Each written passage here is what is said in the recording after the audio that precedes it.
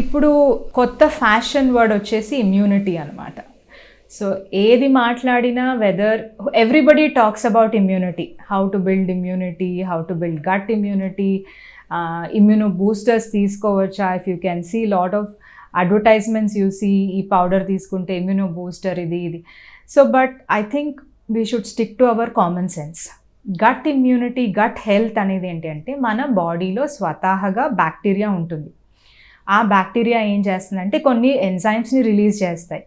ఆ ఎంజైమ్స్ కాస్త మనం తినే ఫుడ్ని మంచిగా డైజెస్ట్ చేస్తుంది. కానీ అది నార్మల్గా జరిగే ప్రాసెస్.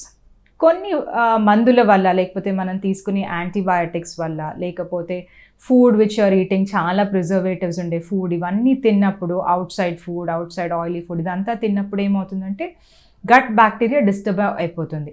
ఆ గట్ బ్యాక్టీరియా డిస్టర్బ్ అయిపోయినప్పుడు మనకి కొన్ని హెల్త్ ఇష్యూస్ లైక్ సివియర్గా గ్యాస్ట్రిక్ ప్రాబ్లం రావటం, రిఫ్లక్స్ రావటం, ఇవన్నీ వస్తాయి అన్నమాట. హెల్తీగా ఉండాలి, మన బాడీ ఇమ్యూన్గా ఉండాలంటే మన పెద్దవాళ్ళు చెప్పినట్టు common sense is most important. That is eating healthy diet prepared at home. Second thing is avoiding anything oily, spicy, ఎక్కువ మసాలాలు అవన్నీ అవాయిడ్ చేయాలి. అండ్ డూయింగ్ రెగ్యులర్, ఇమ్యూనిటీకి మెయిన్ ఇంపార్టెంట్ ఏంటంటే డూయింగ్ రెగ్యులర్ ఎక్సర్సైజ్. పిల్లల్లో అవ్వచ్చు, పెద్దల్లో అవ్వచ్చు. రెగ్యులర్ ఫిజికల్ యాక్టివిటీ వల్ల మన బాడీలో మంచి రెస్పాన్స్ వస్తుంది. That will help in improving the immunity, not just taking some immuno boosters.